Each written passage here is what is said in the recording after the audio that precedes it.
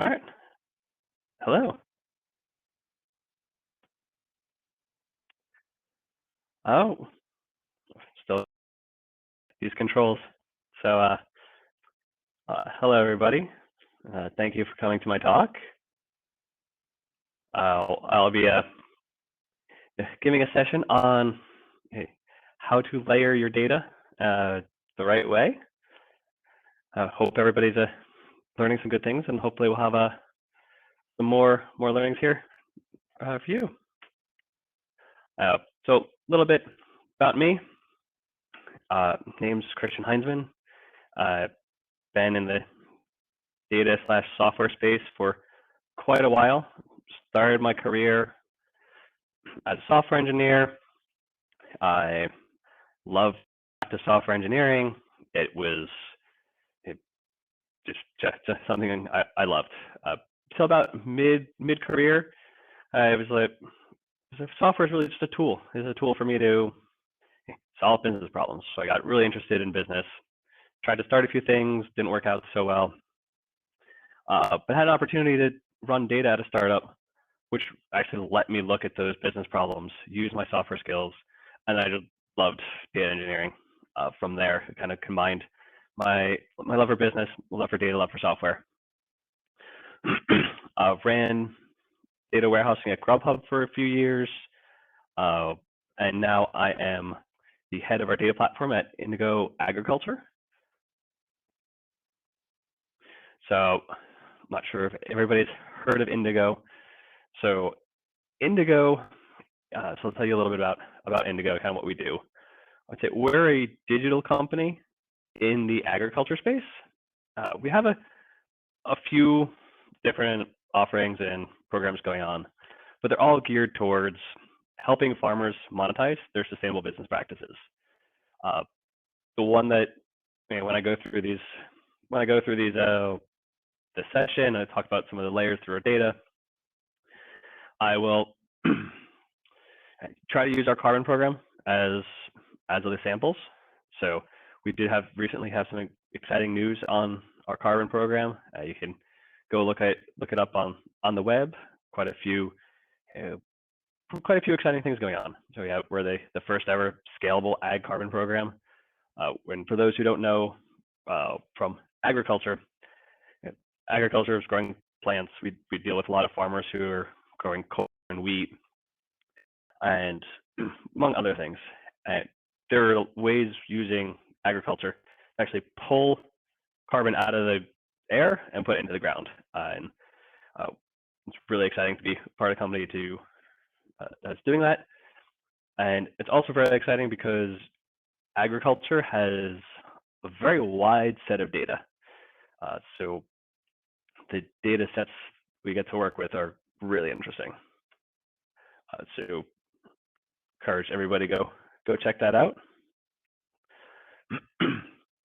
I want to talk a little bit about just give you some more context on the data stack that we have at Indigo.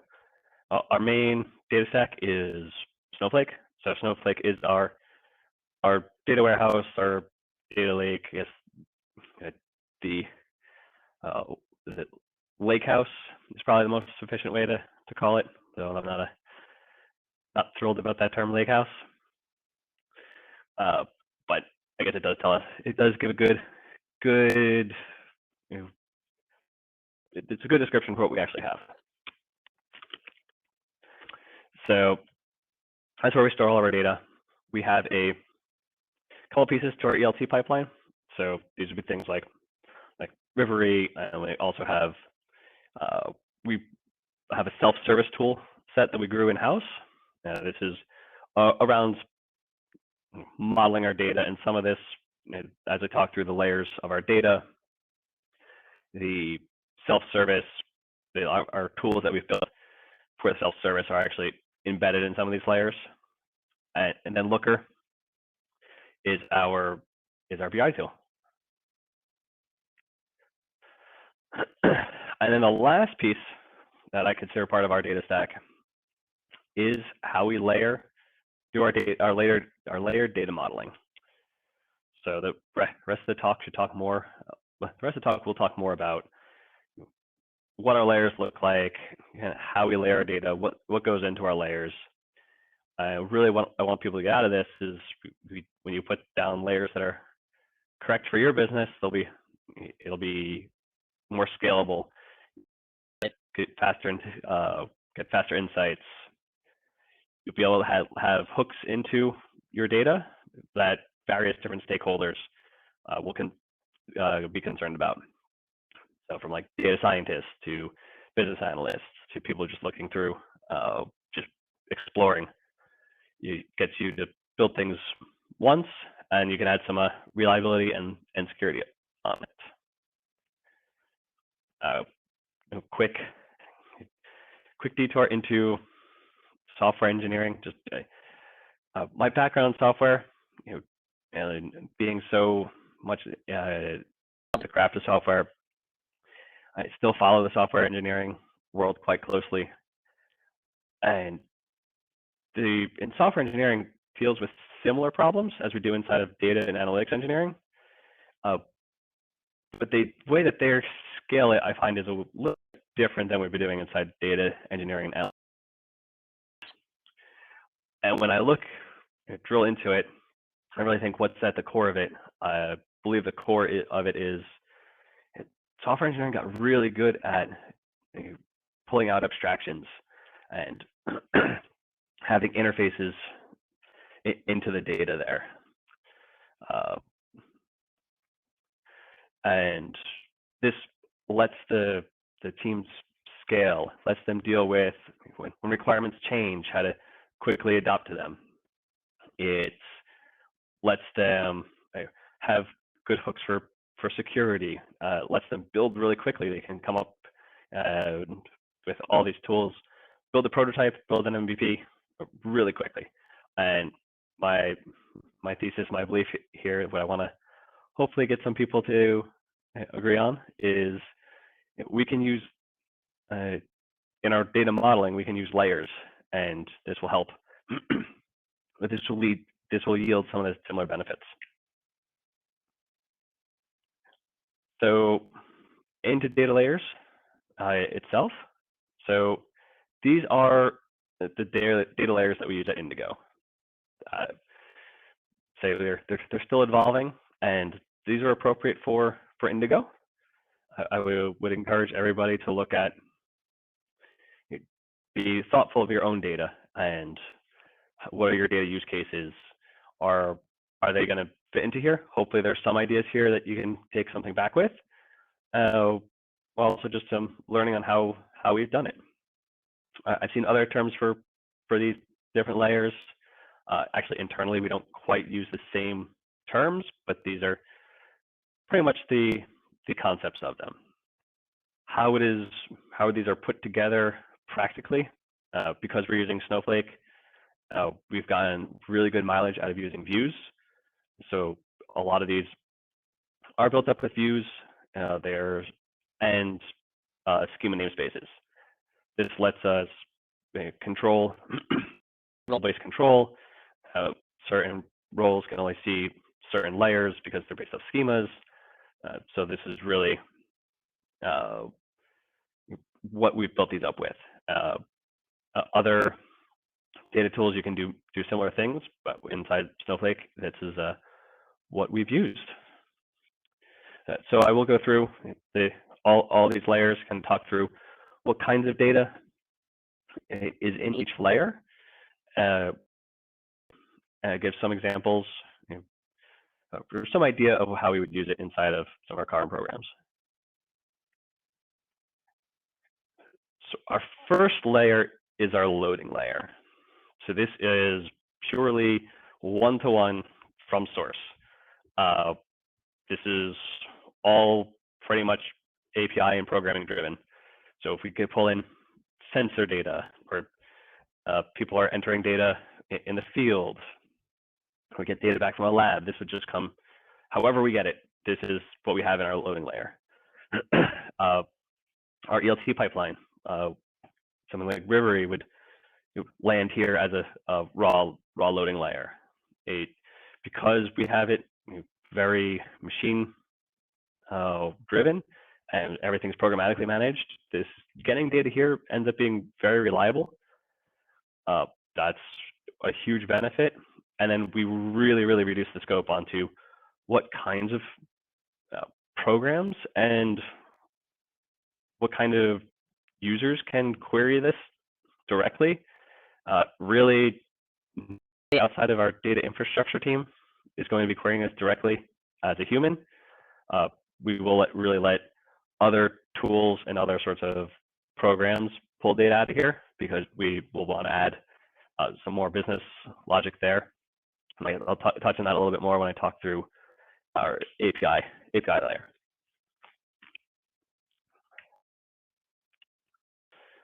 And that moves to the staging layer.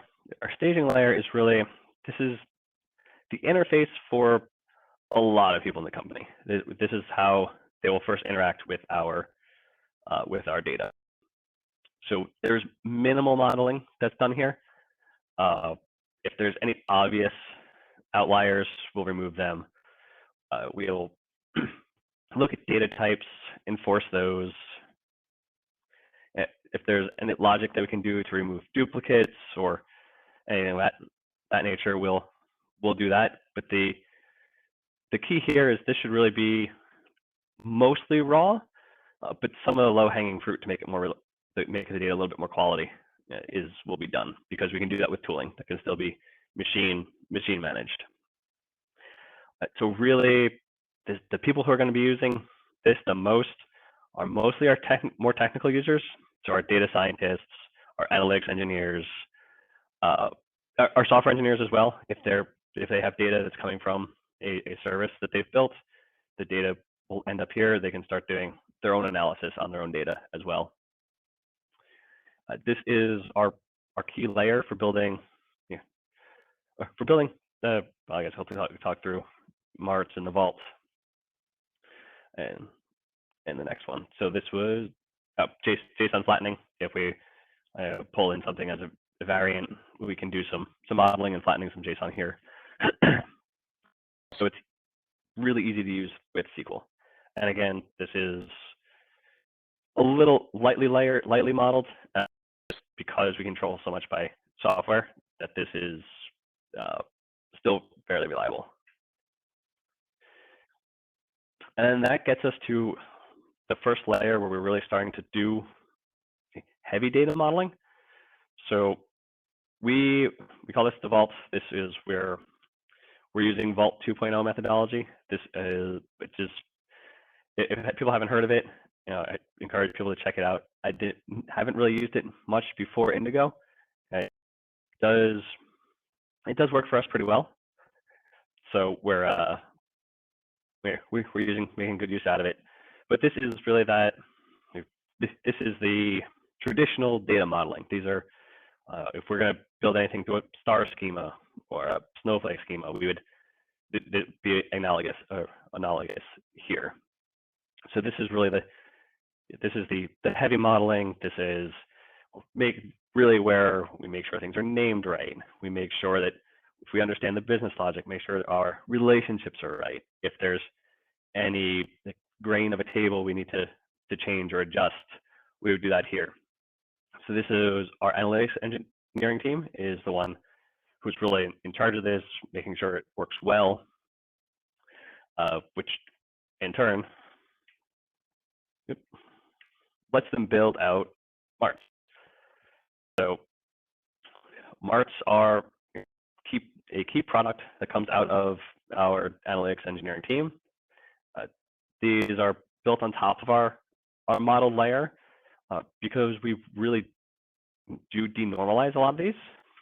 The idea being, if this is what people are going to use for a lot of exploratory analysis, especially people who are really good at being analysts, less good at being hardcore SQL users, they can do select star, limit, and they can be ready to go get some insights, make some good decisions there. So there's also things that will be cross-company useful. So even though if we're thinking through our carbon program, there's things that are going to be just generally useful that people will find interesting or have some new insights on, like number of fields enrolled in carbon. Like anybody that's not specific to our carbon program that is just generally useful. We can start looking at just our forecasted number of people who will be in the carbon program. Any sort of like common metrics that are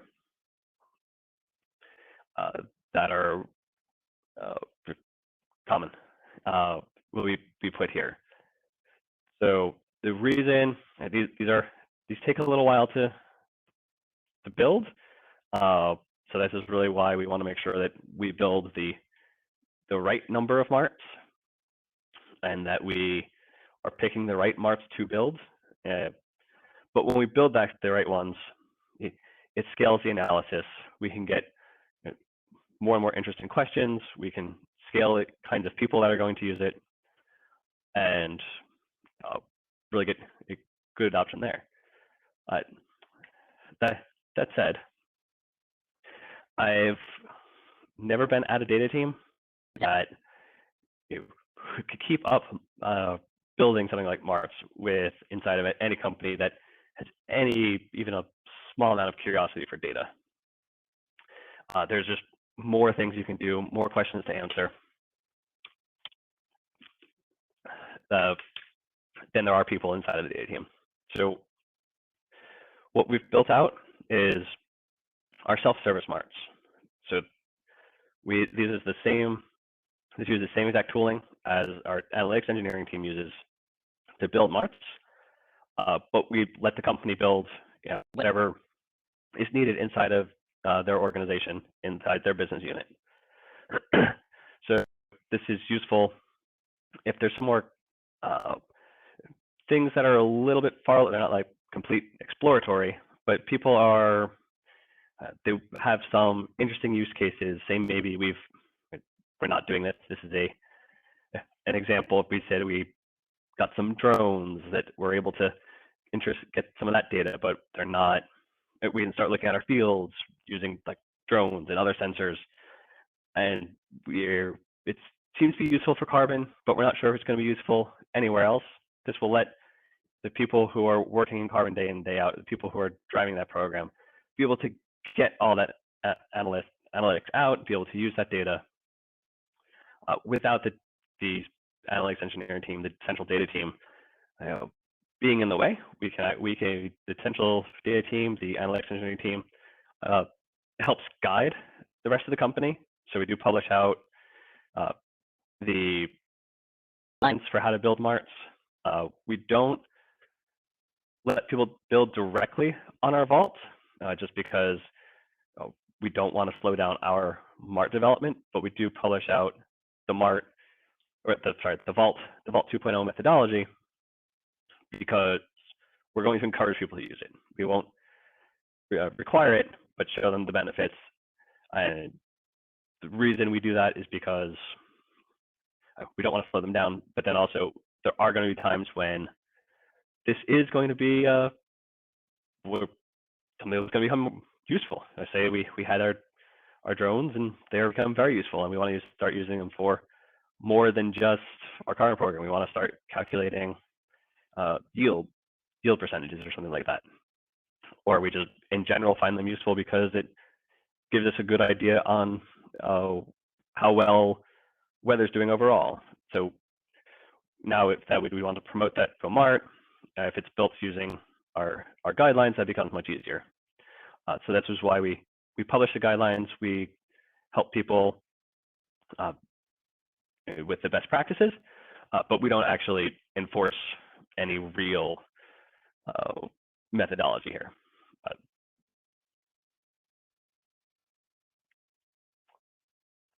And the last layer I want to talk through is what we call our API layer. So this is not a REST API.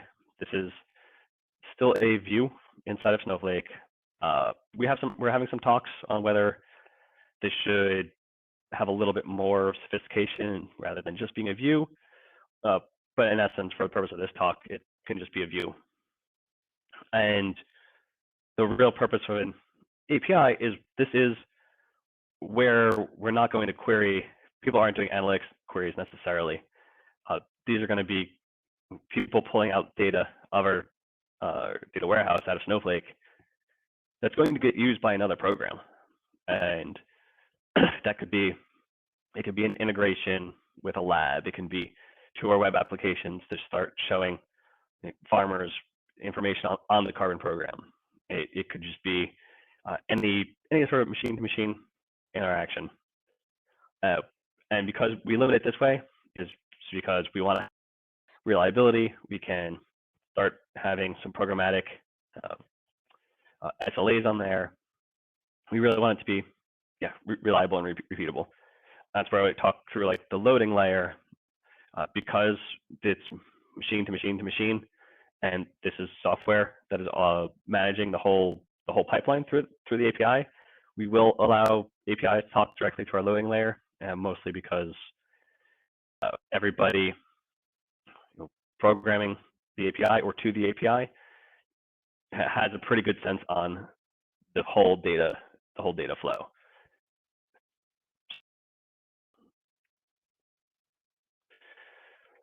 So some closing thoughts and hope things that people hopefully got out of this is, if you're intentional about your layers, you'll be able to change what goes into the layer faster. There's some reliability aspects to having layers. So if people are, things in the data world change all the time. You have the correct layers, then when something changes, it's easy to fix it in one spot. The upstream and downstream systems don't necessarily are from certain changes. It's becomes easier to find data. Data becomes a little bit more explorable, especially since we're using views and roles. So people who are in a role where they're really supposed to be using marts, that's for the most part all they're going to see. So it becomes a lot less confusing. People who are really the data scientists who are need to look at all the data. Well, then they'll have an understanding of where they can find some more raw data and have that understanding that it's not going to be having the same sort of structure as our marts or our vaults would. So it's easier to touch on role-based. It's also easier to secure. We know where people are going to go and look for different data. Kind of to that end, it's also easier to start a development if you're going to develop on data, whether a data science model or some other analytics model. It's easier to know where to start. And also, probably the last thing is I hope you had some good. So some of the Indigo's layers give you some good ideas. These particular layers aren't going to be the same for every company. It's not going to be appropriate for the same every company. But this is what we found out. It was working well for us. So I want to thank everybody for coming. Check out some of the links here. Indigo Carbon Program. We're hiring all levels. My LinkedIn is here as well. And that's pretty much the end of my session, my talk. If there's, I think we have a few times for some questions and answers.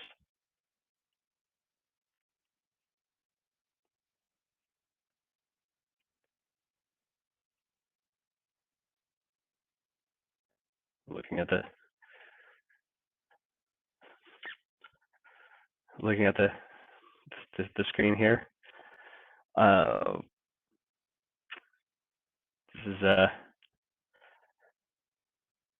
well, not seeing too much on our layers.